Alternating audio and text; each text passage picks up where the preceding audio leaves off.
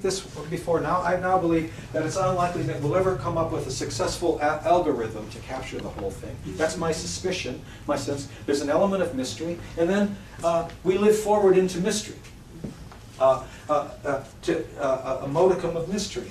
And so I want to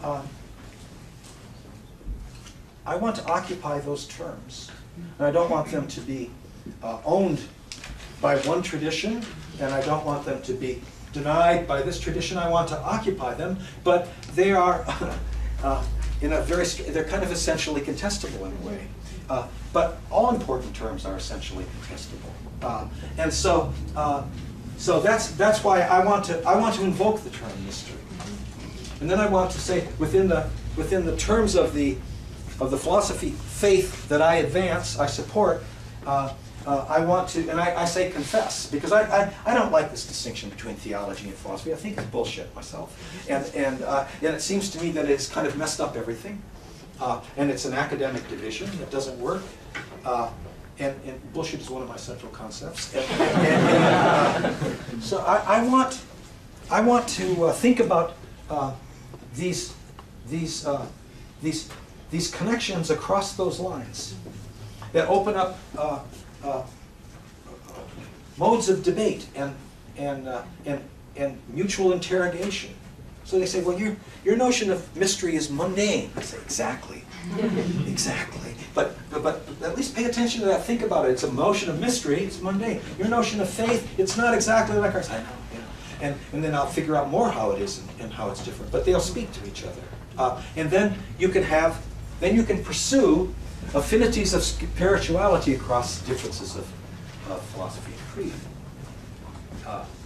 I don't know why it is. I mean, I find it more interesting to engage schools of theology than I do most American schools of philosophy. I don't know why, but and it surprised me. So I wrote a book on why I'm not a secularist, and I said I'm also a non-theist. And I said, that's it. You know, who am I going to talk to? But that surprised me. Too many philosophers still think that a stack of arguments is going to settle it all. It ever hasn't. I mean, it hasn't in the history of the world yet. But right around the corner, it's going to do it. So I don't know what I'm talking about, really, but I'm drawn to these terms like faith and mystery and conversion, because of at the minimum, because of the sense of the densely layered character of the self as a social structure, and other reasons too. Yeah. Okay, thanks. I just back to the resonance machine. Yeah. One of the reasons why it's so successful in the way you talk about it is the internal polarization of it, so that it completely permeates the field of mass media discourse. You are, in a sense, all of us are mobilized within identity, so whether it's secular, religious, left or right, in different ways. So I'm wondering if we're talking about a counter resonance machine in the sense of being able to switch allegiances in terms of the kind of political examples that you're referring to, or whether it's about setting up some other mode of mediating discourse altogether. I think the question has already been raised along the similar lines, but I'm a little unclear on this. Well, I use the language of a counter-resonance machine, and then try to think about the various levels at which it, and the various sites at which it would have to be mobilized, and including work on the visceral register of intersubjectivity, including that, because there's never a vacuum there, and that's what James says. That's the problem with intellectualism. Is it thinks that there can be a vacuum there, but there isn't. And so I use the language of a counter resonance machine, but of course I don't know exactly how, if it emerges, it will emerge. I really don't know exactly how it will emerge, but I sometimes take a little bit of hope from some silly things like nobody expected the capitalist evangelical resonance machine to emerge as late as 1975. Nobody that I know of. in 1961, C. Wright Mills wrote an essay called The Origins of New Left, and you're saying, what? What New Left? I don't see anything around. But he's felt premonitions and possibilities and senses like that. So I think it might be valuable to act as if there are these incipient possibilities operating at various levels and sites, and then to kind of try to plug into some of them. Well, you'll do it in one way, and I'll do it in another way, and so forth. To act as if these possibilities are there, and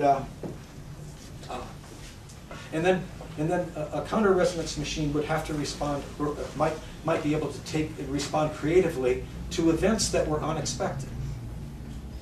Just in the United States, Obama was not going to win the election without an economic meltdown. That's my view. I don't think he was going to win it. He was 6 points behind before it happened, and then people started listening to him again. And so, unfortunately, after that economic meltdown, I think that more, where's that one?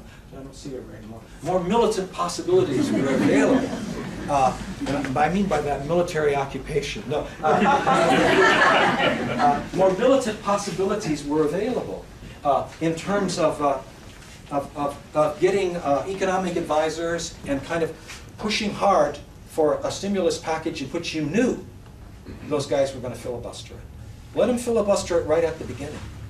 That was your best chance. So, and that's what I said at the time. I thought so at the time. So events make a difference. Sometimes they kind of have potentialities that we always have to read them, and we're not sure. There's a lot of uncertainty there. Real uncertainty. I'll add that to my list. Real uncertainty. So yeah, I want to think about a counter-resonance machine, but I don't know how to create it. I don't. So I guess I don't want to steal you there, but just to emphasize the point of the question is, I think the left is also part of a resonance machine in some way or another, and even if you identify with something like a progressive left, yeah, you're already mobilized within a system that gives you the correct responses to certain political situations. Yeah. You are, but it's a very minor resonance machine. It doesn't have much leverage. It doesn't have much place in the media. You know, you listen to the American media on economic news, you get neoliberal philosophy every day of the week, all the time. And you don't get other interpretations, other responses, other intents, and so forth. So it's a kind of a very contained machine. There is a machine, yeah, but it's very, in my judgment, very contained. I better just take one more question so I don't get I'm just wondering if you can talk a little bit more about the influence of the intersection of different social realities with your dimension of spiritual, what do you call it, spiritual, not orientation, spiritual disposition or something? Disposition, thanks. And you know, sort of, I guess maybe a little bit dovetailing with the last question, whether you could talk a bit about how those, something like the capitalist evangelical resonance machine, as you call it, is actually itself a concept that is very permeated by the existence of particular social realities. For example, race, sex, and so on, sexual orientation too, as well. Absolutely. The kind of the core, or no, not the core, but the cutting edge of the evangelical version of it, the right edge of evangelism is in the lower tier of states, and race is coded into that in a very active way. But on the other hand, you want to pay very close attention to a whole range of evangelicals. I'll just mention, you know, individuals like Jimmy Carter and many others who don't have a trace of that. So you don't want to identify the creed with an issue, with a response like that. Same thing with sex and gender practices. Absolutely.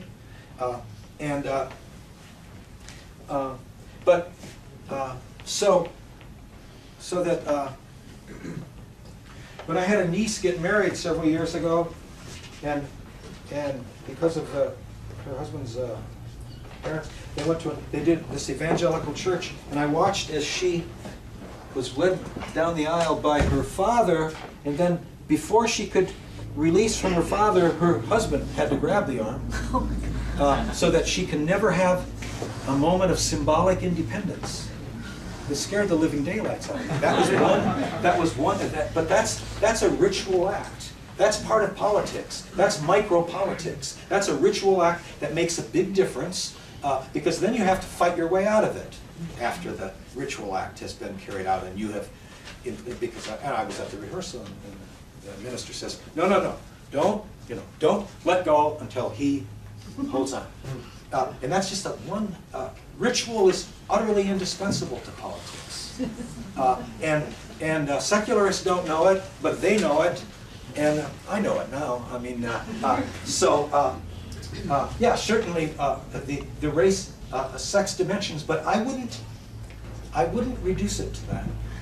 I wouldn't, those are the ones that we pay attention to, race, sex, class. They're very important, but I still think that spiritual dimensions are not reducible to those categories. They're lodged in them, they're very pertinent to them, but I think that that the modes of explanation that I've encountered that try to kind of think of everything, not that you would do that, but everything in terms of those categories, they seem to me to miss something really important. An element that's diffuse, but profoundly important, yeah. Well, my work is between sociology and theology. Yeah. And so. All right. So I take back what I said. Well, so maybe I have a little bit. Maybe you have what? I'm sorry. A little bit of a different take on it. Yeah. What I have seen, for example, is that sometimes spiritual or denominational explanations have been given, where other studies have shown that it is in fact a demographic that explains something far better than the sort of standard religious. Yeah, we do disagree because I don't think. Because you said spiritual or denominational. And I don't think that people have tried to kind of, because it's difficult to do, have tried to isolate the spiritual dimension. Well, it's interesting because Yeah. within my own denomination of Anglicanism, we kind of have it all. Yeah. We have the Big Ten. Yeah. And so, for example... I thought some of you guys are going to join the Catholic Church now. That's what I heard. It's kind of a rumor spread around. Well, for example, though, that within Anglicanism, that evangelicalism was being used, people who were evangelical were less likely to support blessing of same-sex unions or something like gay marriage, but what was found in one particular study was that age was the explaining variable. Age is an explaining variable. It's a very important variable. That's why some young evangelicals are turning in different directions. But I think spirituality, not denomination, spirituality is an element, and I don't see it usually. It's hard to study, but I think it plays a really big role, not just for them, but for us, for me. I think it plays a role in these things, and some variables are hard to isolate. It doesn't make them less important. So I wouldn't reduce the spiritual to the denominational. It would wreck my whole paper. I'd have to erase it.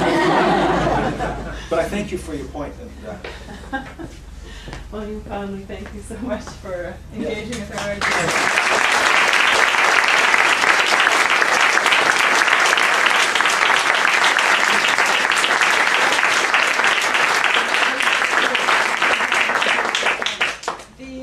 Department of Religious Studies has also generously provided what may turn out to be a rather small amount of food and liquor. But I would invite you all to stay and share, play nicely with what's up here.